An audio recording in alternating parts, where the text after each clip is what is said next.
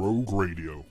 Now available on Mixcloud at mixcloud.com/Rogue Country. Keep it rogue. Hey guys, obviously go listen to Rogue Radio and check out Rogue Country. Their Christmas special came out just before Christmas. It's fucking brilliant, as are all their episodes. So go check them out on mixcloud.com/Rogue Country. Go check them out on Instagram, Facebook, and Twitter at Rogue Country. And find some of your favorite music today, because I've found so many great artists through Rogue Country that I just, they're on my rotation constantly now on playlists. I buy their merch. I'm lucky enough to call some of them friends now. And it's just an amazing network of musicians and fans just coming together to share music that's outside the mainstream. So if you like this podcast and you like my music, you'll fucking love Rogue Country. As always, we are brought to you by my debut album, The Next Life. I'm really fucking proud of this record. I know I've gone on about it a fair bit, but, it's my fucking record. It's what I've spent 2 years making. It's what I spent longer writing. And I'm just so happy with the reception it's had. And you can pick up a copy on white gatefold vinyl if you like. You can get one in CD. You can go digital. However you like to get it, we've got the formats. And if you go to my Bandcamp and use the discount code Chester, you'll get 15% off your order. So that's Mike333West at Bandcamp, and use the discount code Chester, and you'll be able to get 15% off your order and get that new record in your life. It's the discount code's Chester because on December 18th, I got to do a gig. It was my final gig of the year, and it was like my maybe 10th gig of the year as well. And it was opening for Tony Wright in the live rooms in Chester.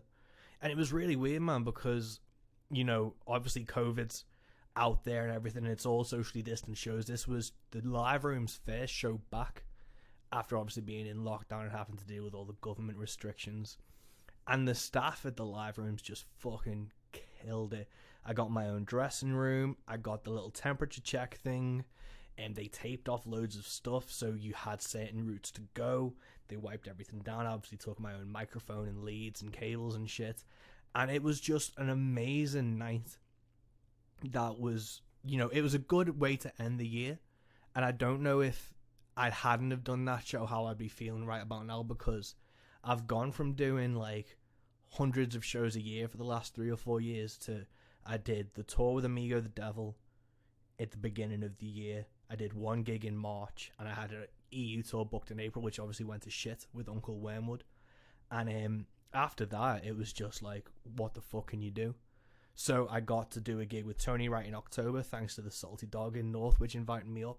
And then the live rooms invited me to this, and I love the live rooms. It's a local venue to me. It's like half an hour away down the motorway.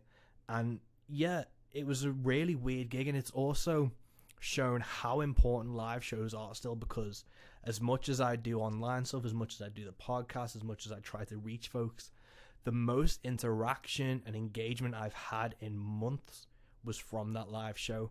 All the likes on my Facebook went up, all the streaming, all the merch sales, and word of mouth is still the biggest thing, guys. So if you like this podcast, if you like The Next Life, if you like my music, please, please, please tell someone about it. You only need to tell one person, and that will make a difference. If you've not heard The Next Life, I'm going to drop it in a teaser now.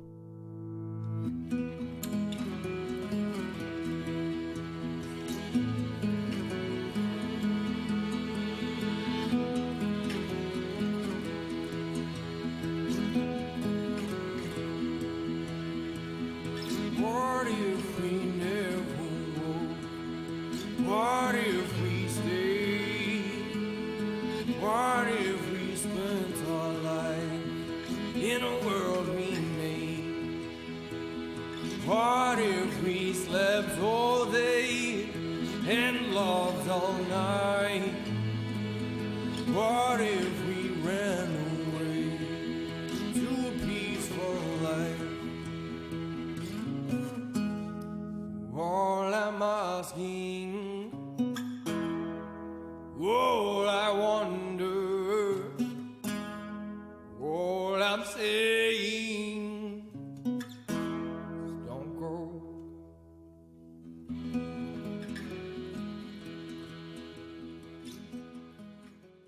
And I really hope you dig it. Again, go check it out. It's on Spotify, it's on iTunes, it's on Amazon, it's all streaming. And if you want to make a difference to myself and actually contribute, go to Bandcamp and you can pick up a record. And if you use the discount code Chester, CHESTER, you'll get a discount as well. So thank you so much. Today's guest, I'm so excited I got to talk to. I was on her show Adobe and Teardrops a while back as part of a Kickstarter reward for her Rainbow Rodeo magazine or a zine. And Rachel is this really interesting person who has a love of country music and a love of comic books, and she approaches them with such a insight and interest that it's really engaging. It's really, you always learn something from, whether it's one of her articles on No Depression or, you know, one of her comic sites that she sometimes writes for, or even just listen to her radio show. She's such an invaluable person to the country and comic scenes that I just needed to talk to her. So we get into a lot of comic book stuff, including like Batwoman and things. We get into a load of country and Americana stuff. And it's a really amazing chat to have someone who's worked with, you know, all these different, like No Depression, The Boot, and loads of different online magazines and stuff, as well as their own successful podcast, Adobe and Teardrops. And I think this is a really important conversation to have, and I really hope you enjoy it. So without further ado, this is episode 21 of Into the Van with Mike West and Rachel Cholst. Welcome to Into the Van with me, Mike West. Thanks so much again for joining us. Yeah, thanks for having me. I'm honored. No, like I really want. Obviously, I was on your show a while back as part of like the Rainbow Rodeo Kickstarter thing, but I remember I can't remember who retweeted you, or somehow you popped up on my Twitter timeline, and it was country music and comic books. So I was like, I'm fucking in straight away. Like I had to like follow you back after that to like see what was going on. But with country music and comic books, what came first in terms of like what you loved more, or what like came into your like awareness first? I mean, I think it was definitely comic books. Like I think we were reading Archie since we could read. I remember, I have a very vivid memory in nursery school during like nap time. I couldn't sleep, and I guess we were like, I say we because I was a twin. So we must have been like early 5 at the time, since we were still in nursery school, but we had already learned how to read, and most of our classmates hadn't. And there's just like this Superman comic book, like graphic novel thing. That was definitely too advanced for nursery school kids, but I remember like trying to read it. Like I think that's because I remember I started reading. I think the first comic I read was a Spider-Man one, and that is the kind of thing I remember it being like advanced. But that's I think a lot of gateways into reading was through comic books. Yeah, totally. And Dad would bring home. There's a comic book store where in Midtown near where he worked. That's not there anymore, of course. And so he would bring home, I think, or like on vacations, we'd stop in the gas station, pick up Archie and stuff like that. But I remember one time he came home with the Superman comic where he's just like punching through a brick wall. And I've actually, every time I think about it, I go back and look up which issue it was because I should just buy it. It's a storyline where he like finally gets his powers back after being exposed to red kryptonite or something. Oh, awesome. And like who are like your top like comics? Are you like Marvel, DC, or are you even like just like DC all the way? Oh, really? I got into She-Hulk when that was still running, and now that it isn't, I don't know. I've never really been like that attached to those characters. I liked X-Men Evolution as a cartoon. But I don't know. Don't really like the drawing style in a lot of Marvel comics. I know these days there's like a lot of overlap. I don't like superhero movies in general, whether they're Marvel or DC, because I think they always just like kind of like bad. I think to me the best incarnation of any comic book ever was that 90s Batman cartoon. Oh, the animated Batman series. Animated series, yeah. And it's just never going to get better than reading the actual, like that, and reading the comic books, and the rest of it is fine. Like I enjoy all the CW TV shows, but like I was going to say, because I read your article on the Batwoman trailer and like your Yes. thoughts on the new season, because like I'm a huge Batwoman fan from when Greg Rucka Rosie Mm-hmm. and stuff. So I haven't seen the TV show because I can't get it over here. But what was it about like Batwoman and stuff that you liked, and what do you have hopes for the new season or anything of it? Well, so I think I've also been a fan of Batwoman since she was introduced because at the time I was a senior in high school, redheaded twin who was coming out. Gotham City is basically New York City, so like there's just like way too many things that Kate Kane and I had in common. Although I would never join the military. And so how could I not watch the TV series? I was really disappointed when Ruby Rose was cast because like she's not a good actor. Yeah. I mean, I wasn't, there was so much like social media feedback, shall we say, on that. There wasn't really any point adding to it, but I feel like the person who should have been cast and who maybe hopefully will be cast, since Kate will be recast for season 3, is Bex Taylor Kloss, who played Sin in Arrow. But Bex is Jewish. I think that makes a big difference in some ways. Like it should and it shouldn't, but like you can't make a big deal about Kate Kane being Jewish in the Batwoman TV series. That's another thing we had in common. There's just not that many redheaded Jews out there. So the redheaded Jewish twin thing was a big draw for me in Kate Kane. But like Ruby Rose has like so many tattoos of crosses like all over her body. Yeah. Like it can't work. And then there are so many scenes where she has like this neck tattoo that they kept trying to cover with concealer, and like you could still see it if you're watching on HD. I remember, I think the only thing I remember seeing Kate Kane in the comics, she had the star tattoo somewhere on her. Yeah, I mean, yeah, whatever. Well, like 2 Jews, 3 opinions. Jews can have tattoos, but they're not going to have tattoos of crosses. Yeah. Right. Like, yeah. So I think there's just like a lot of reasons that like she was just the wrong person for the role. But then also like it sounds like there was a lot of tension on set and she got injured when she was filming the pilot really badly. So, it's funny. I remember watching the series thinking like, why is she slouching like a teenage boy? But probably she was just on painkillers the whole time and her back hurt. And then she was working, 18-hour days or however long those production schedules are. So I would understand I understand why she was just like, I'm done with this. Yeah, I remember being disappointed that Ruby Rose was cast when I first, just because I'm a fan of the character. Obviously, like you see kind of like yourself and it's like represented something that's been missing from comics. I remember being like, I don't really seen her in, I think it was John Wick 2, is it? Mm-hmm. And she was in a bit of Orange and the New Black, I think, when I'd seen a bit of that. So it's fan casting, I think, is always an issue when it comes to series and things, but I'm really interested in where Batwoman's going with the new lead and stuff. So I'm looking forward to seeing that. Obviously, like I'm a huge like J.H. Williams fan. Who, like, there's like a few runs and stuff. So I really want to watch it, and I dropped out of all the CW shows because they're so hard to get over in the UK. But with kind of like you mentioned representation in comics, was that something that even back when you were a kid you kind of like noticed or you didn't feel represented in? I don't think so. I think I started to as I got older and I think became more aware of myself. Like I didn't really have like a favorite superhero. My sister wasn't really into Wonder Woman. I mean, I was just kind of equal opportunity. I think even in the 90s and 2000s, the Batman comics were kind of a little grim. So we both read a lot of Wonder Woman. I decided I was going to get into Green Lantern and then Green Arrow because my favorite color was green, which I think is like why so many of those superheroes have like those color schemes. And when I first started reading Green Lantern, that was the storyline written by Judd Winnick with Kyle Rayner as Green Lantern, where his friend Pedro gets beat up for being gay. And Judd Winnick, no, sorry. The friend isn't named Pedro. The friend's name is something else. But it was the first time there was like a gay character in a gay male character in a DC comic storyline, I think, because Maggie,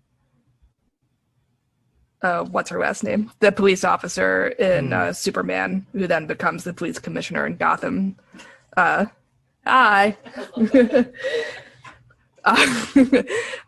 She her character was written as a lesbian like in the 1980s by John Byrne. So she was probably the first gay comic book character, I think, in either of the two big publishers. Really? Maggie Sawyer. Yeah. But yeah, so anyway, so there's this whole storyline about like a queer person and their relationship with the world. And then as a middle school student, I like found myself really like drawn to that story without understanding why I was. I think there are a lot of queer people who can remember like growing up and like feeling like there was a time where they really strongly identified as an ally with the causes of queer and trans people, and then it turns out actually they were queer and trans themselves, but only realized later. No, like, yeah, I think that's really important. Obviously, like, I'm a fucking straight white dude, so like I've picked up comics and it's just like I'm a huge Daredevil fan and like Thor and Captain America and stuff, and I've never had to worry about not being represented because of, you know, who I am. Like, that's what society leans to.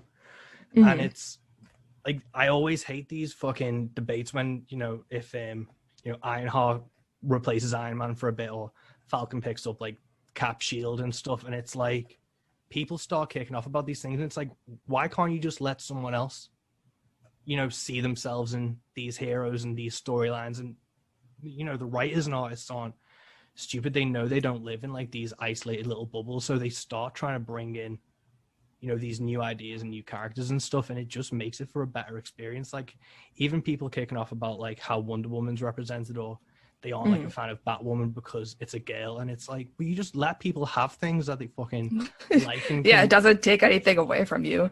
I mean, yeah, it's not like I ever felt like as a kid anything was like missing, because that's just the water you grew up like swimming in. Yeah. But then when you have that point of connection, that really does matter, and it makes you feel great. And so why wouldn't you continue to chase that feeling? Yeah, that's the thing. It's like people are always, you know, fighting to the death, defending like Kal-El and Bruce Wayne and saying that they're their heroes. And it's like, well, why can't you let other people have their own fucking heroes and just like show how great comics can be? Because comics should be the most inclusive thing in the world, because like comic culture since day one has been like the outsider thing. It's been shit on from the government, the comics code, and all of that. So you know that the people who are reading them feel like they don't fit in anyway. So if you can make more people feel welcome in that community, I've never understood why you wouldn't want to. I mean, I think that's just a microcosm of the whole world, right? Yeah. Like, for some reason, people feel like they need to protect this turf, or that there's scarcity when there really isn't. But, you know, because of that scarcity, sure, like Batwoman and Green Arrow, which both have shows on the CW, like have not had their own comic in years. Yeah. And so, yes, in the sense that like what's getting physically published, yeah, there is scarcity there, right? You know, why would DC and Marvel like spend money producing a book that isn't very popular when they could have like 5 Batman books out? Yeah, that's the unfortunate thing about like the comic industry. Is it's the same thing with the music industry. It's like the industry part normally comes first, because like I've kind of given up on the big two, like Marvel and DC. I can't remember the last current run I read of it, because I remember they did the Howling Commandos but with monsters, so I was like, I'm fucking all over that. So I bought that, and that got cancelled after like 6 issues, and then they kept rebooting and retconning, and they've just announced today Beta Ray Bill's doing a solo run, and I love like that character, but I know that it's just gonna go for like 6 issues or something, so I just don't want to get invested in it. Yeah, I have stopped paying attention to any of like the big universe shaping events. I think the only DC series I still subscribe to is Wonder Woman at this point. Yeah. And the most recent arc was supposed to be tied to the movie, because it would have come out, you know, over the summer. So the arc that started was about Maxwell Lord, and it's written by Mariko Tamaki, and it's the first time I've seen Wonder Woman like be really funny, her and G. Willow Wilson. And it's sort of interesting that like the most successful writers have been like on that series have also been like Greg Rucka and then Gail Simone. Well, Gail Simone's run was actually pretty bad, but like the people who do it best have like humor and kind of magic as the focus, and not like this angst about like fighting against the gods or being a woman, like a man trying to write about a woman overcoming sexism. It's like, well, it's nice that you tried. But yeah, this one's been very enjoyable. But yeah, mostly I've been reading a lot of Boom comics. Boom Comics. Yeah, that's the publisher is called Boom. Yeah. Which ones? I mean, they've got a lot of British. I love Giant Days and anything that John Allison writes. Oh, cool. He's a British guy. Yeah. And Lumberjanes, of course. Yeah, Boom Comics. I know some of their prints that they do, but nothing jumps to mind from because it was like, for me, it was kind of like Marvel, DC, then Image, and then it was Dynamite and Boom. And those ones, so I've not kept up to date with Boom. I think, did they do some public domain characters a while back? Maybe. I know they're doing the Firefly comic now. I think their big money maker is Lumberjanes, which is about a magical feminist Girl Scout camp. Oh, cool. That is super queer and racially inclusive and everything else. It's very charming. Oh, cool. And Noelle Stevenson, that was like her project before she, in between. Oh, thank you. That was their project in between. What's it called? Nimona and She-Ra. So, yeah, and then now it's going to be turned into a cartoon on HBO Max. So that's also exciting. Oh, awesome! And obviously you've like written your own comics and stuff. Did you draw it as well? No, I wasn't confident that I could draw it in a way that would make anyone actually want to read it. So Angela Boyle is the artist who I work with for my comic Artema. Oh, cool. And is that still ongoing? Because I saw it was up to like a few issues from some of the interviews I was reading about of you a while back, but where is it up to at the moment? Issue 3 was printed in the spring or, February-ish or whatever. So obviously I think the best way to get it out to people is to like sell it at conventions and stuff. So that hasn't happened this year. But I'm like halfway done with a draft of issue 4. Like it's one of those problems where I'm sure you have this issue as a musician too, where like it's in your head, so it's all done. And then you have to get it out of your head, and that's boring. Yeah. So you procrastinate on that part. So so that's where I'm at. Oh, awesome. And like what's the like the premise of it or the like plots of it? So Artema is about a young woman who is exiled from her community, which is under siege from the larger empire, because she breaks their vow of pacifism and uses her magical God-given abilities to just kind of become a berserker. So she gets kicked out, and then it's kind of about what happens after that. But another aspect of the comic is that it's told in a non-linear fashion. That was inspired by Kim Stanley Robinson's The Years of Rice and Salt, which is about what would happen if more than a third of Europe had been wiped out by the Black Plague. Like, how would the world be different today? And so, because the book's thesis is that China and India would be more ascendant, and then a Buddhist worldview would kind of be more universal. I was just about to say, I really want to read this, because if one of the thirds was Britain, most of the world would be even better than it is now. It doesn't go quite that far. Like, it's interesting that it's like a lot of the things that happen, like World War I and World War II still happen. But the way that imperialism and colonialism look is very, very different. Yeah. Because China and India already have the resources, so they don't really need to extract things from other people, but they do need power. Actually, I should reread it now that I'm like not in college anymore. But the point of the book is that because it's written as if this is what actually happened, it's told with this sort of the different idea of how history works. So I wanted to do that with this story. So in this story, the Komai, the tribe that Artema belongs to, believe that history echoes instead of like it goes from point A to point B. So what happens throughout the book is that there are flashbacks and then flash forwards to show how certain things can happen in a person's life over and over again. That's awesome. Like, I'm gonna have to read Artemis, and I'm gonna have to remember. I can send them to you. Do it, because like I've written 2 comics, but what is like your process behind from like scripting and stuff to like actualization, like the actualization of it? Yeah, well, so it's interesting to work with a collaborator on that. I think if I was writing a comic that I was drawing myself, it would probably look a little different. But in my head, it kind of plays out like a movie, except for certain scenes where I have like a very specific idea of what I want the page layout to look like.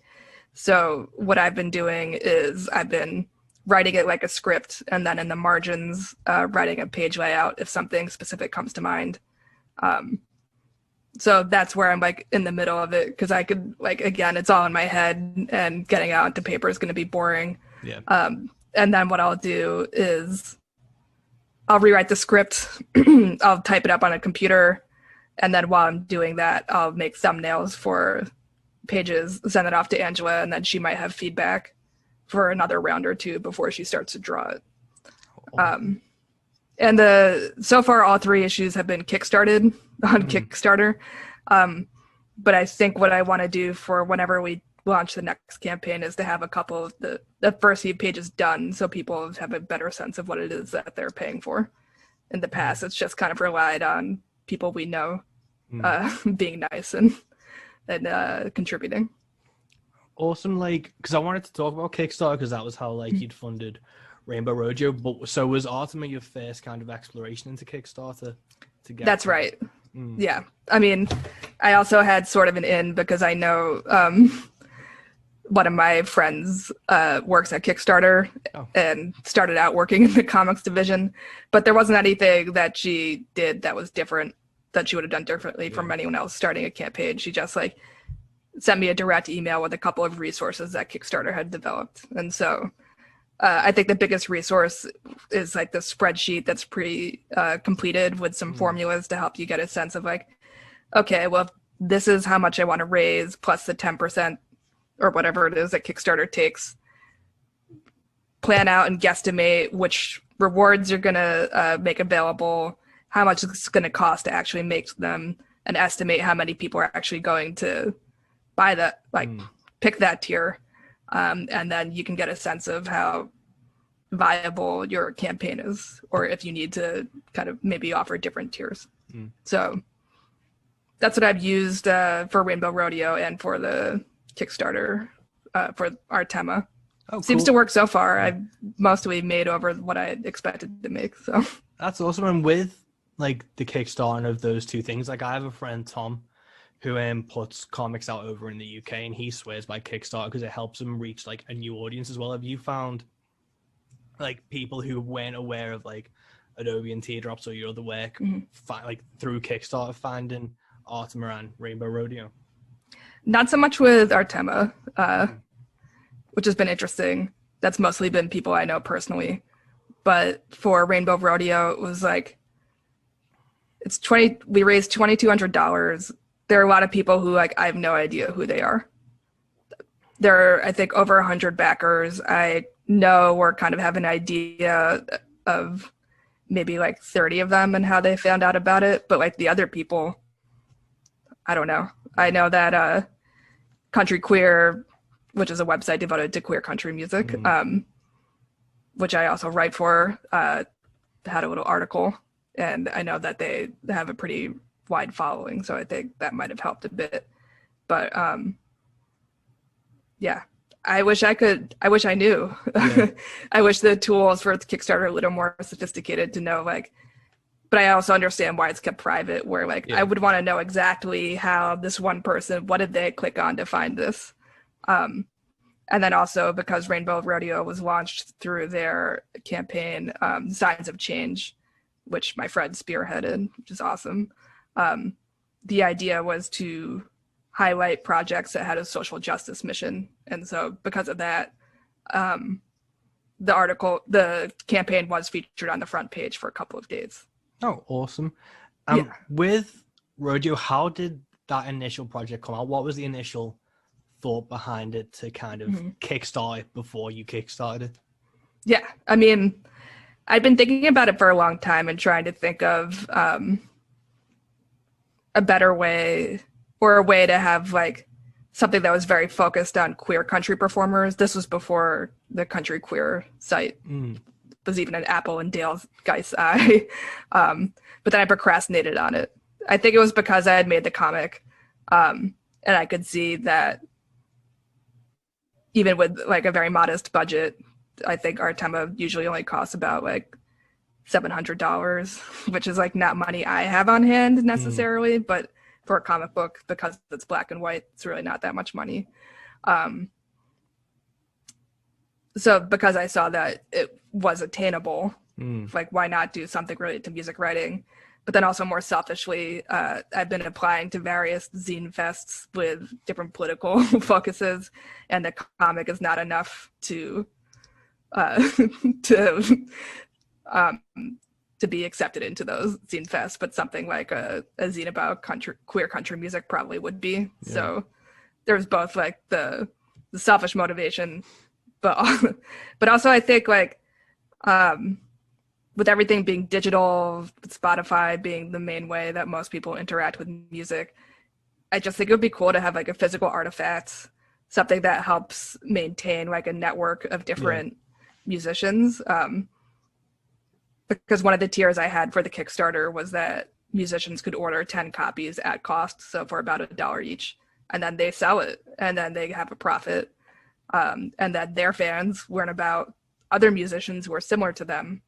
And I'm certainly planning on having more issues than the first issue, so eventually those artists could also be featured in the zines, and it would be organic from there. Because up until this point in the United States, a lot of the queer country community has just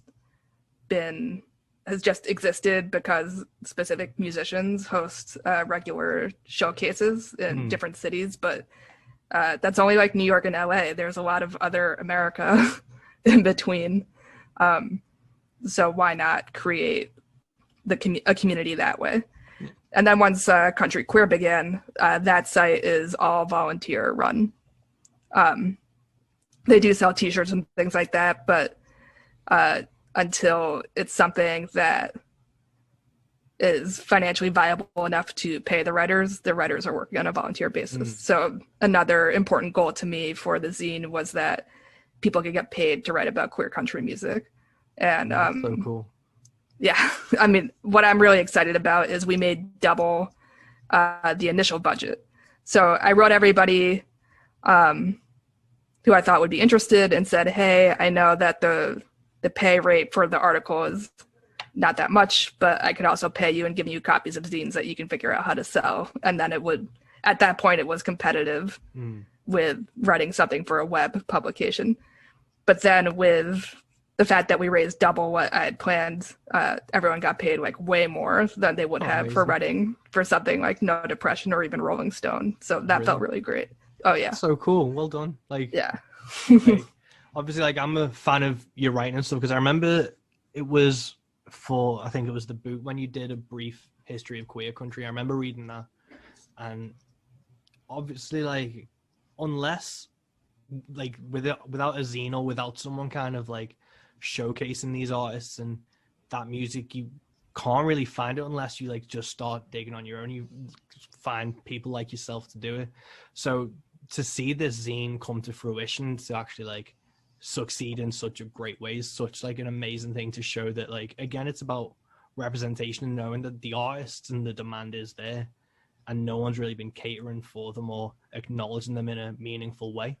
So I'm so fucking like happy to see this as like a real thing that's actually like coming to fruition, because see, I've read that article and, you know, admittedly I don't know that much about like queer country and the history of it, but this is a great stepping stone to then learn more and like discover artists and stuff, which is the most important thing, is to discover like this great music.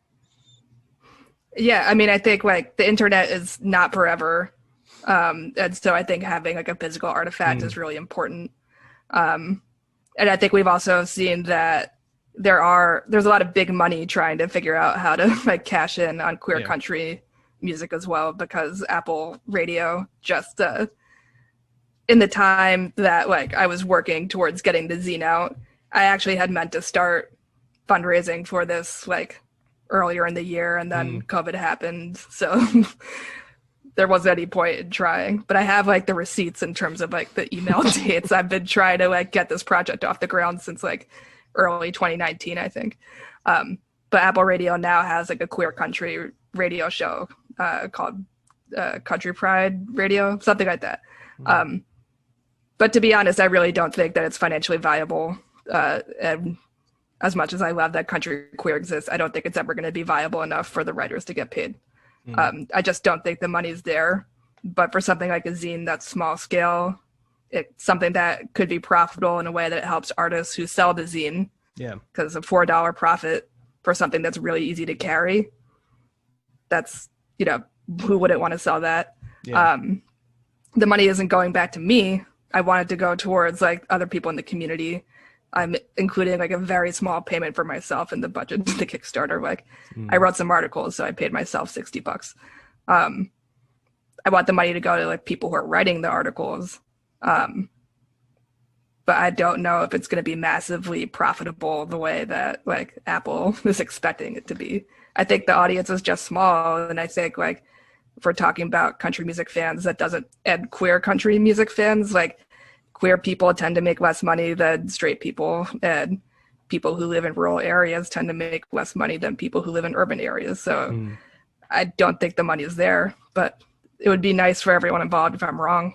Yeah, that's the thing. Even it's the same with any creative thing. Like the kind of idea that the money isn't there is hanging over every single person who makes something. And like the zine, I always kind of think of like Discord from like DC, like the punk movement, and we have a punk movement over here in the northwest of Wales, which has like zines, and they still do really well from like fan to fan, artist to artist, physical things that like you can pass around and like they physically exist. And that word of mouth and connections, just it transcends. Obviously you'd like to get paid, but it transcends like a monetary value to build a community that is just more interwoven with each other. And it's such a great idea and a great concept to do for these communities that obviously if the money is not there, but if you just keep plowing at it, like even in my own music and comics, whatever, I always, if you can break even and just keep it kind of like feeding itself, that's a victory in itself.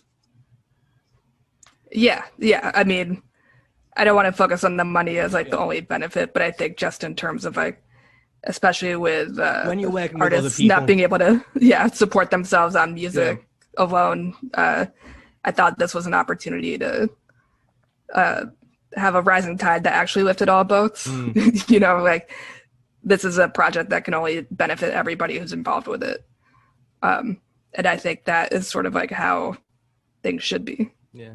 No, that's awesome. And like going on to your writing career and stuff, so you've written for No Depression and The Booth and your own Adobe and Teardrops. How did you get started in writing articles and writing kind of like critically? I mean, I think a lot of my projects been because I'm like annoyed about something, and then I realize that the only way to not be annoyed about it is to like do something. So I have been a big fan of a blog called 9 Bullets, which is still a semi-regular podcast, and the blog had been running for a very long time. When I came across it in like 2008-ish, 2007 maybe, there's this whole scene of like all these hardcore punk, mostly guys who like from the Midwest and the South, who just kind of like chilled out and picked up acoustic guitars in their 20s and 30s. So like Jason Isbell came out of that scene. Lucero is like the big name, Austin Lucas, Two Cow Garage, all those guys. This was before Americana was sort of considered a genre. Again, talking about where the money is and like what corporations get interested in something. So I really loved that music. I found myself really drawn to it. And I thought that the blog really did not have many women artists to feature, and only wrote about artists of color if they decided to write about a hip hop album. Just because that's where the scene for that music was. There wasn't really, it's not that there wasn't space. I think it's just, I don't know how to explain it. That's just where it was at the time. And a lot of those guys came from like the punk world. So they were, you know, of course, speaking out about being anti-racist and anti-sexist, whether or not their practices reflected that.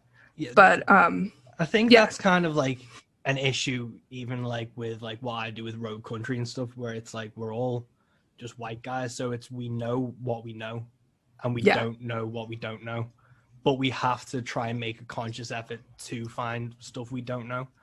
But realizing that takes a moment. Sometimes, like obviously, you shouldn't have to be told by people to maybe look over there. But sometimes it does take just someone being completely blunt and being like, have you thought about doing X or Y, or even thinking about outside of yourself? And it's not from like a mean-spirited thing.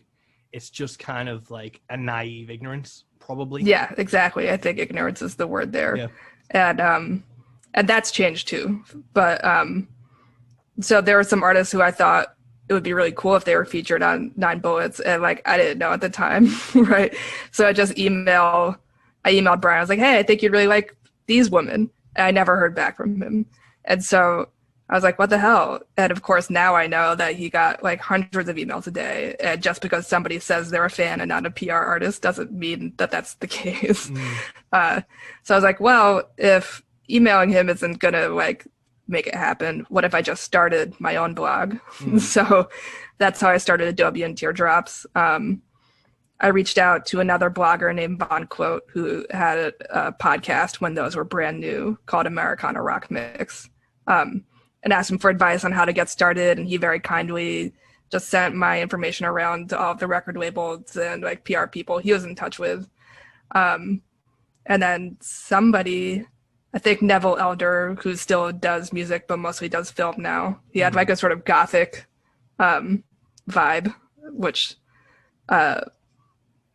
like sort of like Murder by Death, kind of like creepy country music kind of thing. I think he was the one who recommended that I start reposting my stuff from Adobe and Teardrops onto No Depression. Oh, cool. At the time, it had been a magazine, and then the magazine folded because this was the 2000s. So somebody had bought the name of the magazine and just pretty much maintained it as a forum. And anyone who wanted to could post like reviews and long form articles, and whatever the editor, who was Kim Rull at the time, or Ruel, I think is how she pronounces it, she would then pick stuff that was really good and feature that on the front page. So it was really democratic. Oh, awesome. Yeah. And so that is where I think like, and then she really enjoyed my writing, and it turns out she was also queer. So I think as I started to write more about that angle, she was really excited to see that, and put that on the front page.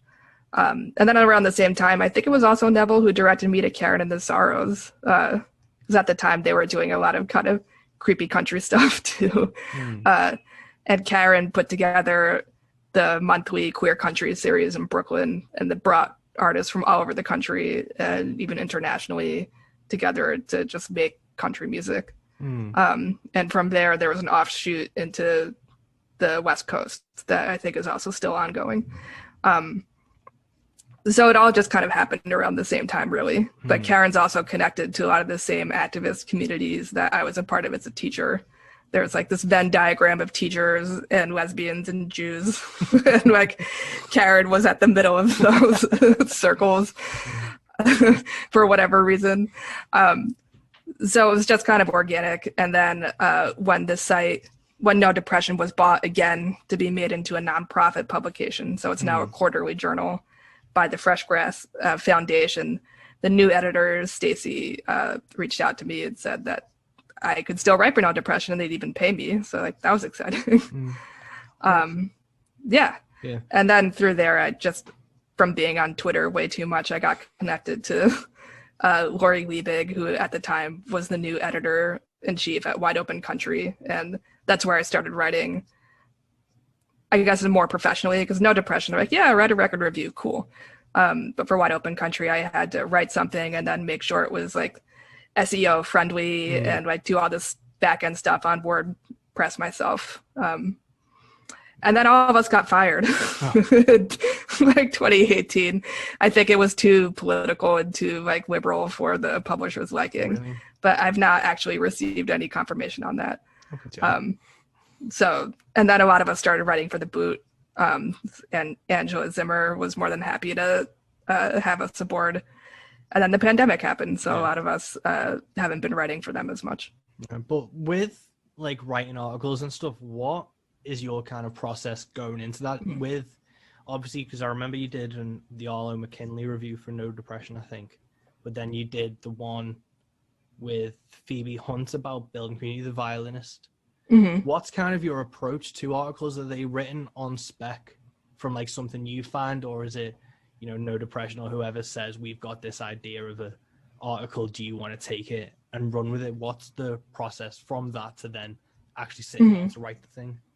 Well, usually what happens is for an album review, I'll listen to something and I'll really like it, and it would be cool if I got paid to write about it. So I just pass the link. It's that simple. If the artist meets No Depression's criteria, which means that they're like a nationally touring artist, and the album hasn't come out yet, I'll just send a link over to Stacy at No Depression, and if it's something that she thinks would be a good fit, then we just schedule a review. And for that, I listened to it a couple times. Hope if the PR person or the artist includes any explanations of the songs or lyrics, I'll read through those while I listen. And I'll just type notes of my impressions, and then I'll go back and flesh that out and while I'm listening to the album again in case anything else jumps out. But for the longer form articles, that could be like an idea I have, like the history of queer country music, because Brandi Carlile made that.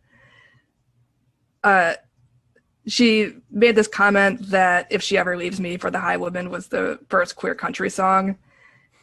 It seemed like something because the author of that article reached out to me privately, where it just wasn't like quoted. It wasn't misquoted, but it wasn't like contextualized correctly in the article, where she meant the first like mainstream queer country song. But I don't know, because definitely like she had introduced that song as the first queer country song at like a lot of her concerts. So whatever, Brandi. Story about the Madison Square Garden one. Okay. Yeah, so I got annoyed. So like I said, if I get annoyed about something, I'll write about it. So I just asked Ange if I could write, and at that point I had been writing, I think, articles for the boot. If I could write like a quick timeline to sort of put this album that had so much press and hype around it into context. So the Madison Square Garden story is that we got tickets to the Brandi Carlile's first show at Madison Square Garden, sold out. We were like the second row from the back, just like total nosebleeds. And when she introduced If She Ever Leaves Me, she was like, okay, well now I know it's not the first queer country song. And I was like, yeah.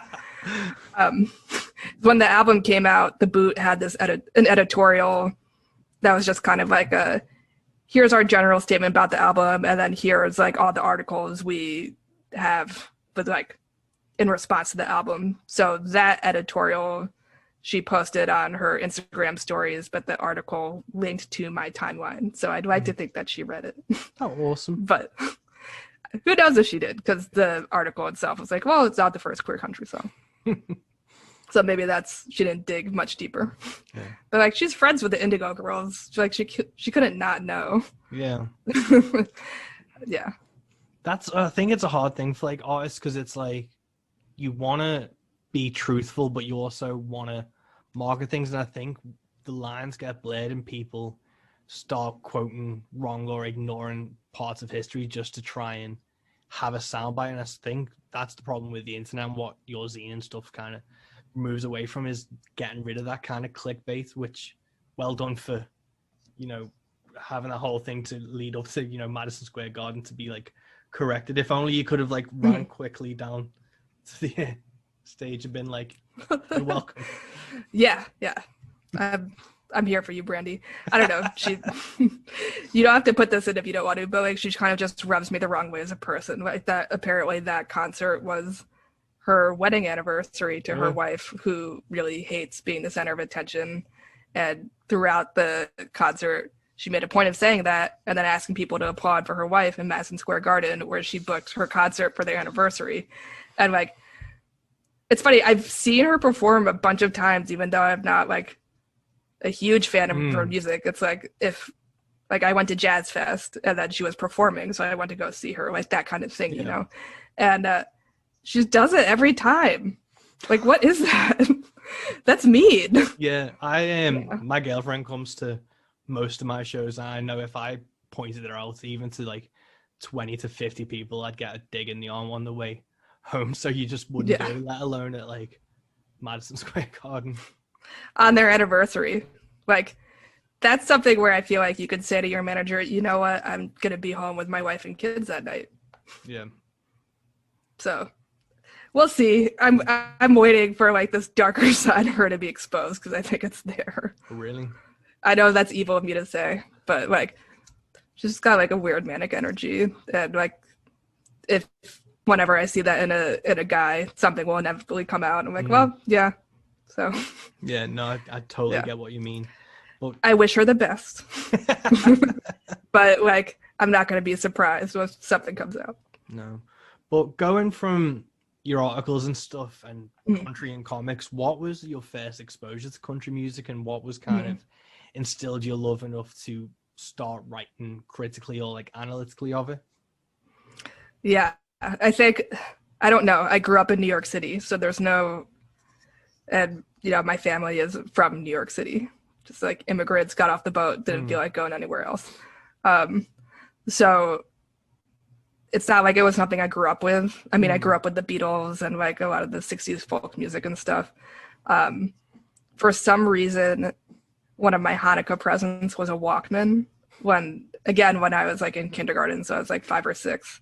And I didn't know it was cool. Like, what was the cool thing to listen to? How do I fit in with people? So I listened to like the contemporary rock station, like every night before going to sleep to try to learn these songs that like nobody my age was listening to. And like, I'm sure a lot of it was like really inappropriate. And then at some point, the station switched formats to classic rock. And I was like, oh, this isn't cool. But you know, a couple of nights in, I heard John Mellencamp's Jack and Diane, and like that was it. I had to keep listening until I heard that song again so I could find out who it was. So I think really it wasn't so much country music as like heartland rock, like Bruce Springsteen and like all those guys.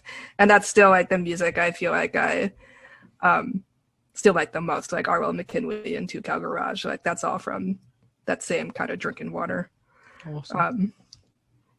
And then I guess I kind of connected with the music more.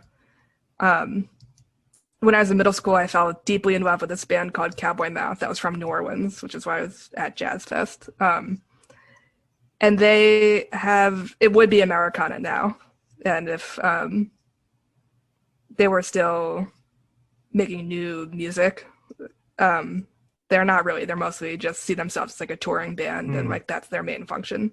And then the CD, the recordings are just like a memento from the concert. But I think they would be called Americana now. But yeah, that was like music that had a lot of Southern influences because they were all from New Orleans, a lot of folk influences. One of the songwriters, Paul, had tried to make it up in New York in the anti-folk scene, came back home. They started this band that they thought was only going to last like 3 months, and then you know like 15. The band itself is still going 30 years later, even if it doesn't have all the original members. Cool. So I was always looking for more music like them, and then Yahoo Music. Yahoo had like a radio station thing that was kind of like Pandora before Pandora. It didn't work as well, so that was in like when I was in high school, so like the mid 2000s, and then Pandora came out, and I heard this song from Two Cow Garage that just totally blew me away. And again, it was like that moment of discovery with John Mellencamp. I had to find more, and I had to find more. And there's this funny moment where I guess my sister, we didn't go to college together, had also come across it on Pandora. And so it was like November, I was trying to decide like, oh, I should get this album. I'll get it as like a Christmas present to myself or whatever. I I took a break from studying to watch The Matrix with some friends, and then I remembered I had a package waiting for me at the college like mailroom, and I go and I open it, and it's the Two Cow Garage album with no note or card or anything. And I was like, holy shit, The Matrix really is watching me. It turns out that my sister was like, oh, this will be a nice present for Rachel, and sent it over to me, but forgot to tell me that she had. Yeah, and then just all the other bands came from there. And then wanting more people, because I feel like there is an overlap between like Cowboy Mouth and the people who have been associated with that band over the years and what we now think of as Americana. And because I wasn't sure how to help people see that connection, I just made my own blog. Cool. Yeah, and here we are 9 years later. That's awesome, because I just published the 1600th post on the site. That's amazing. That is crazy.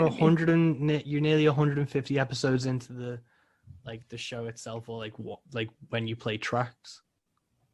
Well, it was a blog for 6 or 7 years, and then I thought that a podcast would be less time than the blog, or at least that I could cover more music. And that's not true. I still have like a 2-month lag between what I find an artist I really like and what I could put them on the podcast. And Vaughn co-hosted the podcast with me at the beginning, and once I learned the ropes, he bowed out because he had been podcasting for like almost 15 years at that point, so he was just ready to do something else. But it was really nice of him to be there with me for the first year.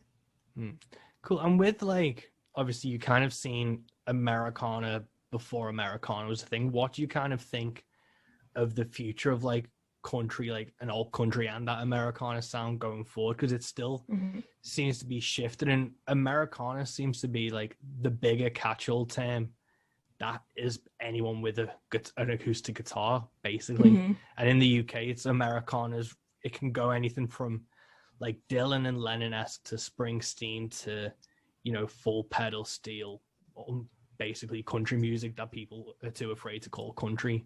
Where do you kind of see it shifting or going at the moment or in the future? Yeah, I think that there have always been a lot of like strains inside Americana. I think there's like always going to be like the people who come to it from like a punk rock or heavy metal perspective, people who want to be more traditional, sort of bluegrass, folk, you know, like one person with a guitar. But something I'm seeing a lot from the artists who I really respect and admire is a lot of people are just like getting into jazz, especially like all those the people out of Tulsa. So like the new John Moreland album, basically jazz. John Calvin Abney, who really does a lot to drive his sound. His own album had like a lot of electronic elements to it. And then he also worked with Samantha Crane, who's a colleague of John's, on her new album, and that had like an oboe in it, I think. And Max Lockwood Porter, who just moved back there, I think I wouldn't be surprised if we see a lot of those elements on his next album, because they all work with John Calvin Abney. And so he's a very relaxed guy, but his musical influence, but he's like a virtuoso. And so like a lot of his influences can really be heard on all three of the other people's music. So I think at the end of the day, it all comes to jazz. I think the structure of the songwriting and writing everything in like the key of G, I would imagine gets boring to people. I'm sure you know, after like 15, 20 years of like doing that. So I think, and then I think also just frankly, a lot of people got into mushrooms and were writing songs about mushrooms for like a good 5 years. And now everyone's getting into sobriety. So I think there's like the sort of move towards things that are a sound that's a lot less rigid. Yeah. But that still has a lot of country music elements. So it's not like, it's not like cosmic country, but it's definitely going to be more like free flowing. And part of me really likes that.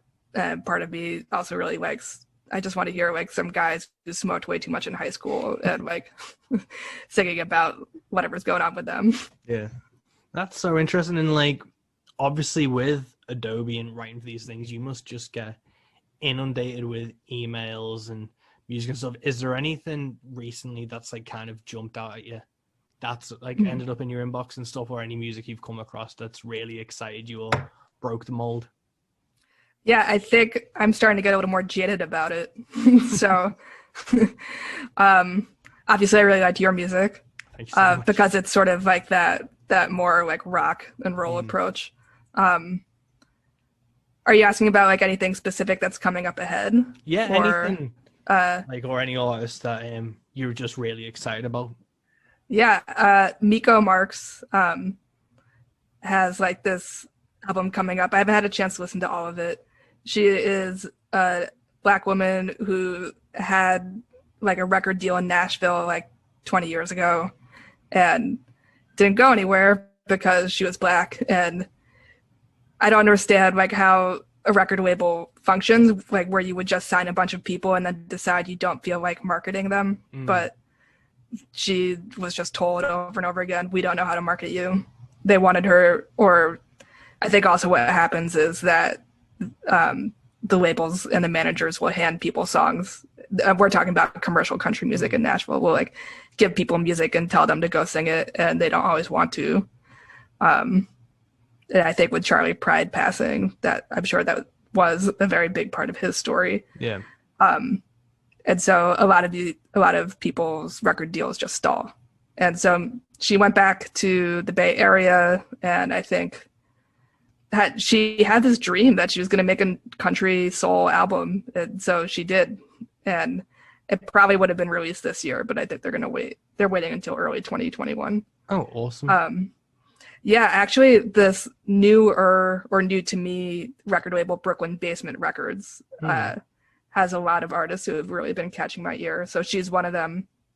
The record will not be on that label, but they're doing the press for her. So maybe there was some kind of relationship there. But that's what I'm thinking of off the top of my head. I guess we'll see. I think like I'm just feeling so flooded with emails. Yeah.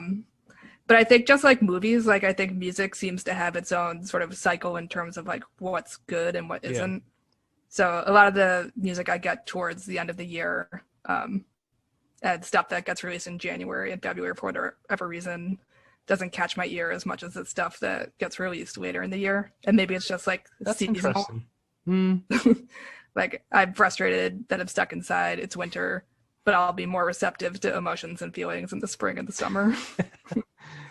No, that's fair enough. I've never thought about like music being seasonal in a way as well. And I imagine for you as well, who reviews and listens to it so much, that it must just be like an endless tsunami of, you know, records and songs and stuff. So it must be hard to try and break that like cycle to not just be interested in music, but to not scream and end up blowing your computer up just to get away from it for 5 minutes.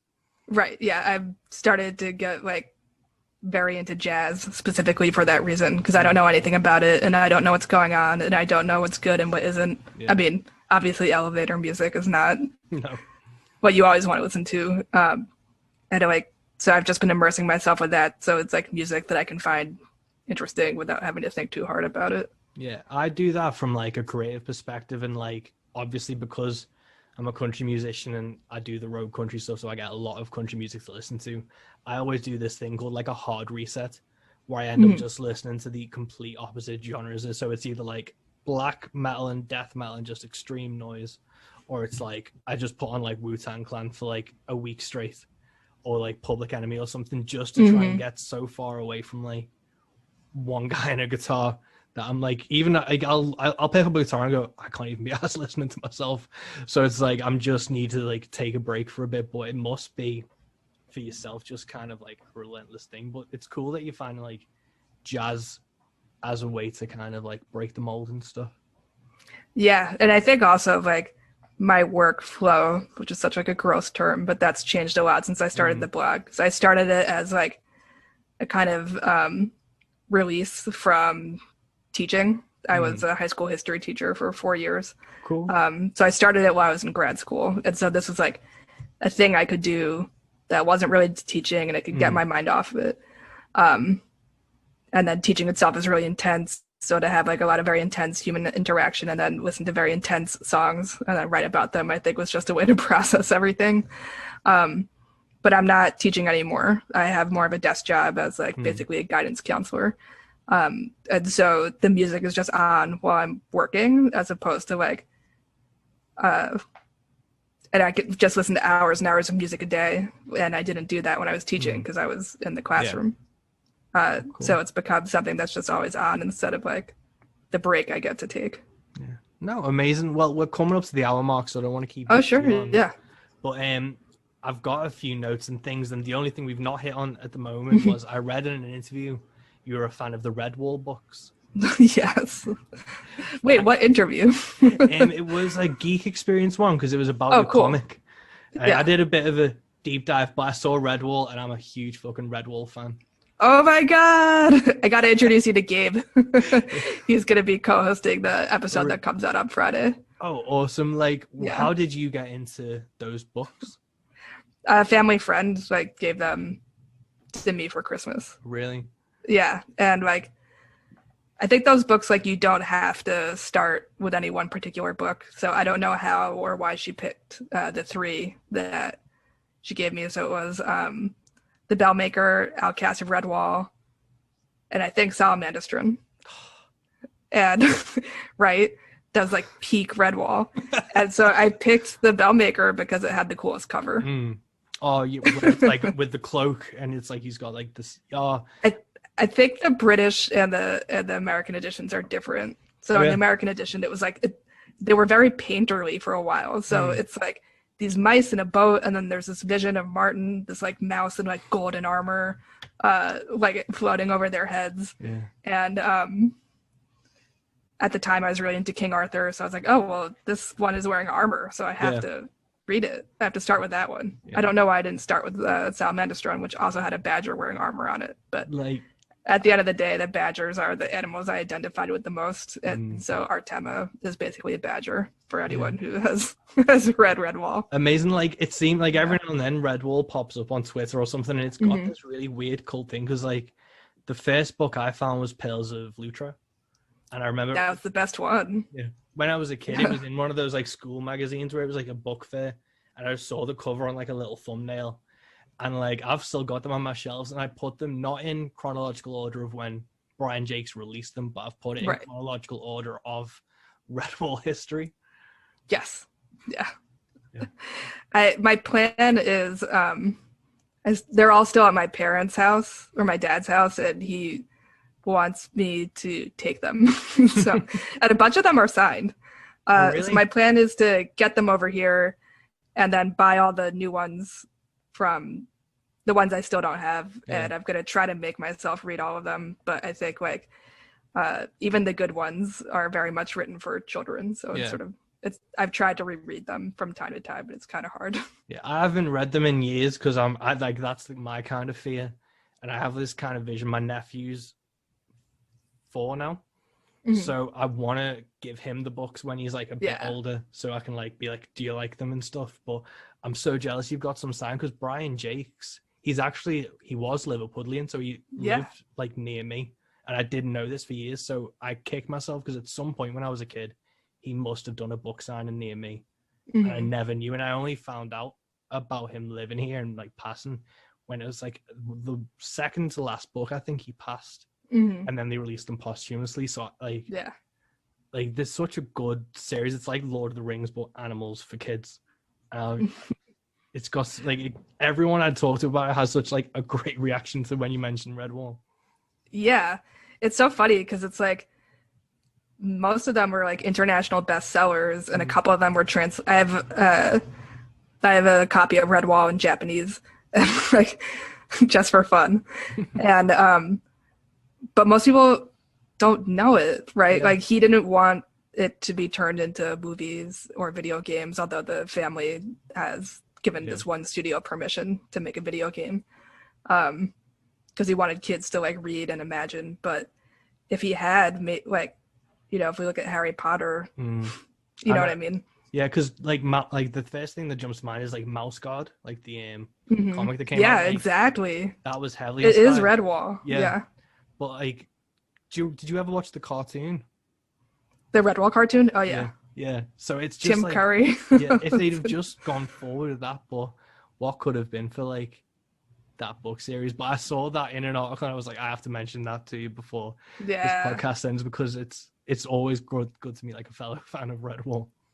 Yeah, it's like a secret society, but I feel like it really like shaped the way I view the world and like how I like walk through it. And I was gonna like after the day I was gonna like write him a letter after I graduated from college to like tell him all this, and then he died like in May of 2011, I think. Yeah. It was like my dog and then my grandma and then him, like all within a few weeks. And I was like, okay, I get it. I'm an adult now. Oh, It was rough. yeah. But it's such a shame. And like, because on my drive into work, there's the Liverpool Library, and it's just got a wall of names, and Brian Jakes is like pretty cool. like prominent in it. So there's like, I see Clive Barker towards the top, and like Brian Jakes, I always look at him like, fuck yes, Brian Jakes. Yeah. I don't know. I'd be interested to reread them. I feel like there's a lot of like weird racial politics to the world that don't translate very well anymore. Probably like that's the thing. I think that's kind of what's been stopping me is, do they hold up? And then am I going to find all these things where you realize that the moles were actually like a metaphor for something horrific? He didn't see it that way, and No, like so but- many people talked to him about it, but you know, they're still the subconscious. Yeah. Yeah. But we're past an hour, and thank you so much for him. No, thank you for your talking to us. time. Thanks for It's having been a me. genuine pleasure to chat to you, and obviously I've been Yeah. wanting to get you on for a while. Well, thanks. Thanks for being patient about all the scheduling and stuff. No, thank you so much for making. And there we have it, guys. That is episode 21 of Into the Van, Into the Bag. Please go check out Adobe and Teardrops, Rachel's comic Artima. And, you know, one of the things that Rachel does so well, and it's so ingrained into her personality, is she just stands for what she believes in such an unapologetic way that you can't help but respect that drive and that commitment and being able to platform artists that she does on Adobe and Teardrops, and who she writes about for No Depression or whoever. And it's such an amazing thing to get to watch as a fan, is you get to find all these artists and see this unique perspective and attitude of just being, again, unapologetically who you are and standing for what you believe in, which I think, especially in country music, you don't see a lot of. You see a lot of people bow to what is the mainstream or what the trends are, and that's why people like Rachel are so vital to this. So please go check out her work, go listen to Adobe and Teardrops, and yeah, keep supporting independent music that you love and stand up for what you believe in as well. Yeah, until next time, guys, go listen to The Next Life, go check out Adobe and Teardrops, go listen to whoever you want as long as it's Rogue, and stay safe and have fun, and I hope you enjoyed your Christmas break. And till next time, guys, peace.